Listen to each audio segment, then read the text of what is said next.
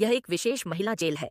यहाँ की सभी कैदी न केवल गोरी और सुंदर हैं, बल्कि वार्डन और गार्ड भी सभी खूबसूरत महिलाएं हैं। अफवाह है कि यह पुरुषों का स्वर्ग है, लेकिन यह महिला कैदियों के लिए मानव जेल है। वे हर दिन डर में बिताती हैं। जब तक वे थोड़ी भी अवज्ञाकारी रहेंगी, वे महिला प्रशिक्षकों के लिए अपना गुस्सा निकालने का साधन बन जाएंगी। शरीर को इतनी बुरी तरह पीटा जाता है कि शरीर घायल हो जाता है। अगर शरीर कमजोर है तो उसे सीधे जलती हुई भट्टी में फेंक दिया जाएगा। इतने दबाव में महिला कैदी केवल अपनी सांस रोककर अपनी जान गंवा सकती हैं। उन्हें बंद कारावास की सजा सुनाई गई थी। जैसे ही उन्होंने दरवाजे में कदम रखा, उन्हें महिला कैदियों की ताकत का एहसास हुआ। वे अच्छी तरह से मिलती जुलती दिखती हैं, लेकिन मन ही मन उनकी अपनी चिंताएं हैं। उदाहरण के लिए बेला, जो वेंजिंग जैसी दिखती है, ने चुपके से अपने प्रेमी होंग्यान को एक पत्र भेजा। संयोग से यह रहस्य बॉस ब्लैक सिस्टर को पता चल गया। वह पलटी और ट्यूटर को एक छोटी सी रिपोर्ट दी। जब सब लोग बाहर काम कर रहे थे, तभी ट्यूटर ने बेला को अचानक बुलाया। उसने सीधे अपने शरीर पर छिपे पत्र को ढूंढा।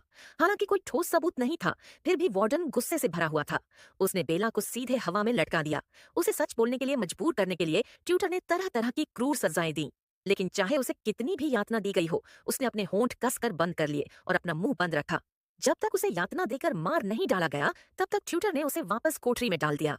महिला कैदी मुसीबत में पड़ने के डर से छिप गई। केवल बेला, जो दयालु थी, उसे बिस्तर तक ले गई। इस दयालुता ने बेला को बहुत प्रभावित किया, इसलिए उसने बेला को जेल से भागने की योजना के बारे में बताया। हालांकि बेला को यह पागलपन लगा, फिर भी उसने आखिरकार जेल में शामिल होने का फैसला किया। हालांकि यह जेल मुख्यतः महिलाओं के लिए है, कभी कभी पुरुष भी होते हैं। उदाहरण के लिए वे दो युवक जो फल पहुंचाने के लिए जिम्मेदार हैं, उनके लिए यह काम एक सुंदर काम कहलाता है। इसके अलावा वे न केवल कई सुंदरियों की सराहना कर सकते हैं, बल्कि महिला कैदियों के करीब आने का अवसर भी पा सकते हैं। इस दिन हुजी और उसके साथी हमेशा की तरह फल बांट रहे थे। संयोग से दो खूबसूरत महिला कैदी वहां से गुजरी। हुजी उनसे नजरें नहीं हटा पा रहा था।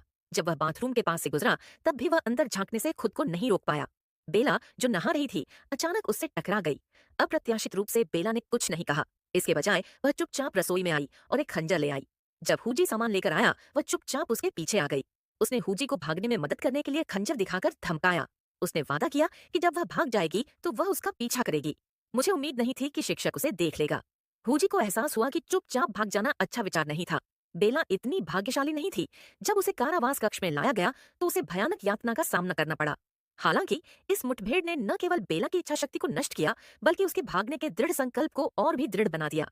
नाइहे के आसपास की जेल में कड़ा पहरा था। एकमात्र आशा भाग निकलने और शांति की बात करने की थी। यह वही साधारण लकड़ी का दरवाजा है, लेकिन उन दोनों की ताकत बहुत कमजोर है। उन्हें और मदद की जरूरत है। इसलिए बेला ने बॉस फी को चुनौती दी। अपनी महाशक्ति दिखाकर ही वह और बहनों को अपने साथ शामिल कर सकती है। हुजी ने स्थिति पर ध्यान नहीं दिया और दलदल में एक भयंकर लड़ाई शुरू कर दी। जिंदगी और मौत के बीच एक लड़ाई शुरू